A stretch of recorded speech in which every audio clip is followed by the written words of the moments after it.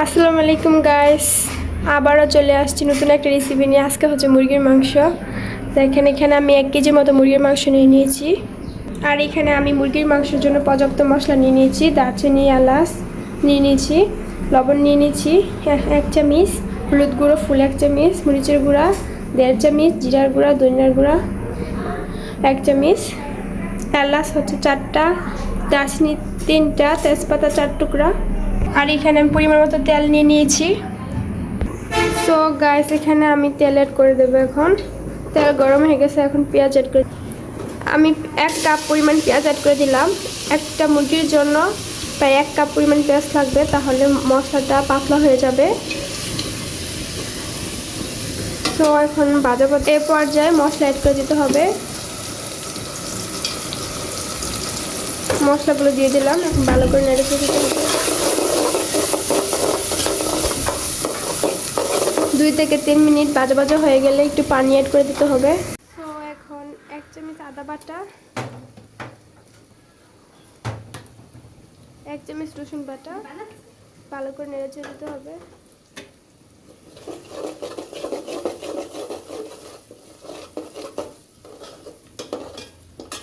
অল্প কিছু পানি অ্যাড করে দেব।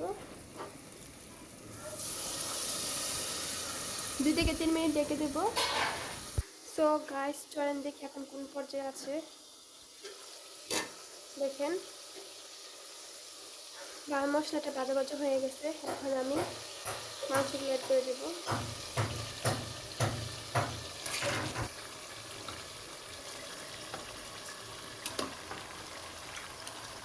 এখন ভালো করে নেড়ে চেড়ে দিতে হবে। আর এখানে দেখেন গাইস, আমি কিছু আলু নিয়ে নিয়েছি, নতুন আলু। আলু দিয়ে মুরগির চিকেনটা রান্না করে অনেক টেস্ট হয়। আর এখন এই পর্যায়ে আমি চিকেনটা ভালো করে নাড়া ছেড়ে দেবো।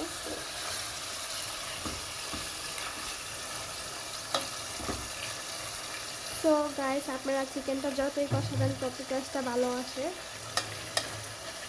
তত কষানো হবে। এখন আমি দেখে দেব। তো গাইস, মাংস কষানো হয়ে গেছে। এখন আলুগুলো অ্যাড করে দিতে হবে।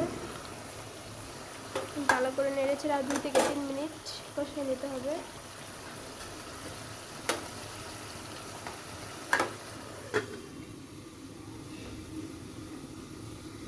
তো গাইস, এখন পানি অ্যাড করে দিতে হবে। মাশাআল্লাহ, দেখেন পানি অ্যাড করে দিলাম।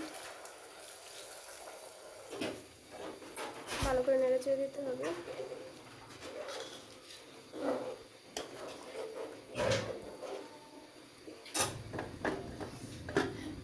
মাশাআল্লাহ, দেখেন হয়ে গেছে। এখন নামাই ফেলবো, পরিবেশন করব। সো আপনাদের যদি ভালো লাগে অবশ্যই সাবস্ক্রাইব করবেন, লাইক করবেন, কমেন্ট করবেন, শেয়ার করবেন, কমেন্ট বক্সে অবশ্যই জানাবেন। আর আপনারা যে কাছে থেকে দূর থেকে দেখছেন তাদেরকে অসংখ্য ধন্যবাদ আমার পাশে থাকার জন্য। আর আমার ভিডিওটা কেমন হয়েছে আপনারা অবশ্যই বলতে ভুলবেন না। দেখেন আজকের চিকেনটা মাশাআল্লাহ। আমি কিন্তু বেশি পরিমাণে ঝোল রাখি নাই, একটু আজকে কষানো টাইপের করেছি রেসিপিটা। আল্লাহ হাফেজ।